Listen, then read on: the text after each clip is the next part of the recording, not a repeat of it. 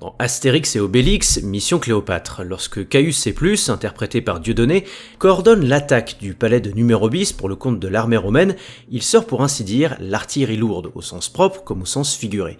Une entreprise de destruction qui intervient vers la fin du film, après les nombreuses tentatives de l'architecte Hamon Beaufils, interprété par Gérard Darmon, de saboter l'avancée des travaux via des modes opératoires moins ambitieux et plus fourbes. Et lorsque les deux antagonistes se retrouvent pour assister de loin à la démolition du chantier, Hamon Beaufils, dans la cohérence de son personnage, lâche à Caius C+, ceci. Évidemment, avec des moyens pareils, moi aussi j'y arrive. Ce à quoi le général romain rétorque. Oh, ça n'est pas qu'une question de moyens. Si. Donc si maintenant vous souhaitez comprendre pourquoi la gestion des courses de Formule 1 par la FIA semble totalement à côté de la plaque depuis plusieurs années, eh bien il suffit de partir de cette réplique restée culte. Et voici pourquoi.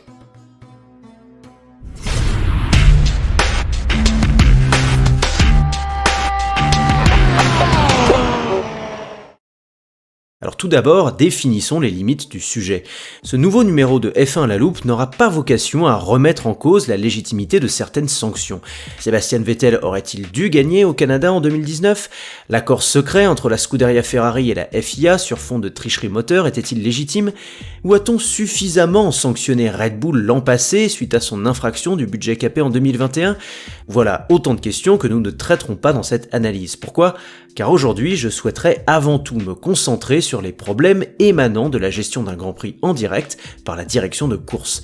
Belgique 2021 et ses tergiversations, Abu Dhabi 2021 et son final truqué, Japon 2022 et ses cafouillages sécuritaires, et Arabie Saoudite 2023 et sa lenteur d'exécution. Vous l'aurez compris, si je n'ai pas eu la joie de me transformer en petite souris pour infiltrer la salle de monitoring des commissaires afin d'identifier avec précision tous les manquements, eh bien ces 4 événements se suffisent à eux-mêmes pour que quelques indices se dévoilent sur les carences actuelles de l'équipe de stewards en conditions de course. Et qu'on soit adepte de la vision d'Hamon Beaufils ou de celle de Caius C+, cela ne change rien, car s'agissant de la FIA, c'est à la fois une question de moyens, et pas qu'une question de moyens. Alors pour donner du grain à moudre à Hamon Beaufils d'abord, il est clair que les moyens manquent à la petite équipe de la FIA chargée de la direction et du monitoring de la course. Moyens qui avec le temps n'ont pas évolué à la même vitesse que le sport lui-même et la façon dont on le consomme. Ces moyens sont technologiques d'une part et humains d'autre part. Côté tech d'abord, on oublie souvent d'indiquer qu'au-delà de la motorisation, les équipes de Formule 1 sont désormais cernées par le numérique, ou plus précisément par des technologies de monitoring et prédictives extrêmement puissantes. Plateformes de traitement de données, dispositifs de stockage virtuel, data center à la pointe de l'innovation et solutions de visualisation télémétrique sont autant d'exemples expliquant en partie pourquoi les partenariats entre les écuries de Formule 1 et les entreprises spécialisées dans la tech ont pullulé cette dernière décennie. Dell Technologies pour McLaren, Qualcomm pour Mercedes puis Ferrari et surtout Oracle pour Red Bull. Les outils technologiques que ces marques ont mis à disposition n'ont pas seulement aidé les écuries partenaires à optimiser leurs performances en piste. Ils leur octroient également une vision de la course à 360 degrés, en temps réel et d'une précision inégalable et qui à plusieurs égards surpasse déjà celle de la FIA. Alors bien sûr, les commissaires peuvent toujours compter sur les dizaines de capteurs qu'ils font eux-mêmes homologuer pour surveiller la bonne conformité d'une monoplace, de sa pression pneumatique, de sa consommation ou encore de son départ depuis la grille. Mais au vu de l'évolution du sport, la FIA ne peut pas se permettre un décalage technologique grandissant car données contre données, il donne d'autant plus de raisons et de légitimité aux équipes de contester des décisions qui ne vont pas dans leur sens. Et côté humain ensuite, inutile de rappeler que quelques paires d'yeux en plus afin d'aider les stewards à visionner chaque dimension d'une course s'avère d'autant plus indispensable aujourd'hui, lorsqu'on voit le nombre d'incohérences et de manquements dans le traitement de certains cas récents, mais surtout lorsque l'on admet que notre façon de consommer la Formule 1 en tant que téléspectateur est devenue beaucoup plus poussée aujourd'hui qu'il y a encore 5 ou 6 ans. La réalisation TV plus équilibrée entre les leaders et le peloton, la mise à disposition de plateformes de visionnage à 360 degrés comme F1 TV Pro ou encore l'explosion de l'engagement des fans de F1 sur les réseaux sociaux. Désormais, tout fan de F1 suffisamment aguerri dispose de moyens de noter une incohérence réglementaire puis de la partager instantanément sur Twitter, quitte à alimenter un bad buzz médiatique autour de la discipline. Par conséquent, est-ce uniquement la direction de course qui est devenue incompétente ces dernières années ?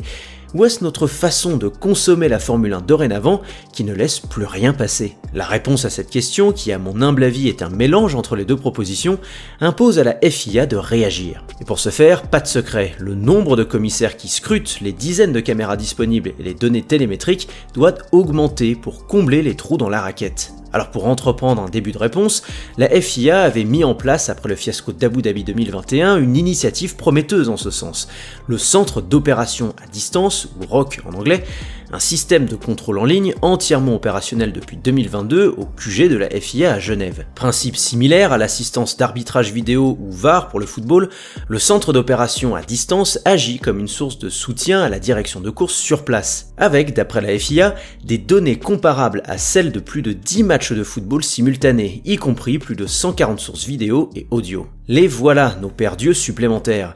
Sauf que la saison 2022 est passée et que les sketchs de la direction de course, dont Suzuka 2022 et Jeddah 2023 sont les incarnations les plus navrantes, n'ont fait que se multiplier, alors même que l'arrivée du ROC aurait dû objectivement briser le cycle infernal. Et c'est précisément là que la philosophie d'Amon Beaufils trouve ses limites. Car pour voir une direction de course aussi efficace qu'efficiente émerger, tout n'est effectivement pas qu'une question de moyens. En fait, il n'y a nul besoin de côtoyer les commissaires quotidiennement pour déceler le fond du problème. Crise d'autorité, management trop horizontal, pression médiatique mal gérée, panique à bord, tergiversations récurrentes et changements d'avis qui traduisent un manque de maîtrise criant de son propre règlement. Non, on ne parle pas ici de la Scuderia Ferrari sous l'ère Mattia Binotto, mais bel et bien de la direction de course. Et si cette comparaison peut a priori vous paraître cavalière, les dénominateurs communs sont trop nombreux pour être ignorés et sont autant d'indices qui trahissent une crise de management et surtout d'organisation du travail. Dans ce contexte, que faut-il faire afin de rendre à la FIA ses lettres de noblesse en plus de lui conférer des ressources supplémentaires? Eh bien, à mon sens, il faudrait agir sur deux leviers principaux. D'abord, le choix d'un bon directeur de course pour du long terme.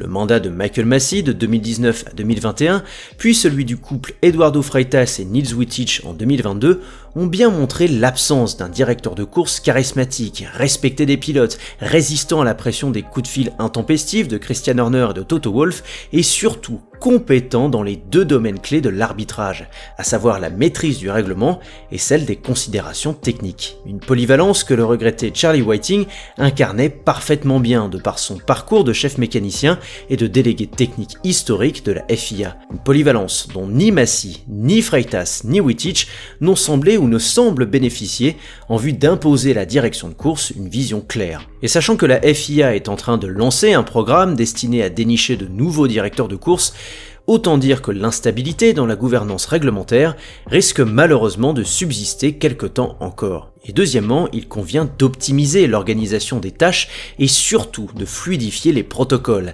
afin que la FIA ne subisse plus la course qu'elle observe, mais au contraire, qu'elle devienne proactive. En effet, tout bon manager ou DRH vous dira que le Grand Prix d'Arabie Saoudite 2023, pour ne citer que l'exemple le plus récent, fut la quintessence d'une organisation défaillante, d'un règlement intérieur non maîtrisé et de process non respectés. La pénalité tardive donnée à Fernando Alonso à l'initiative de Mercedes, sans alerte d'investigation, puis retiré par la suite grâce aux juristes plus ou moins improvisés d'Aston Martin, le montre bien. Ce n'est pas la FIA qui a contrôlé les règles du jeu à Jeddah, mais bel et bien les équipes.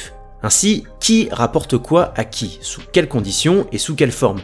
Comment fluidifier la communication interne entre les centres d'opération? Comment accélérer le processus de décision en vue d'une éventuelle pénalité ou d'une relaxe? Et comment s'assurer que tous les commissaires maîtrisent le règlement et sa sémantique du bout des doigts? Si elle parvient à répondre à toutes ces questions, seulement alors la FIA pourra-t-elle consolider, pour ne pas dire automatiser, ses procédures pour le bien de la Formule 1. Et cela, ce n'est pas une question de moyens.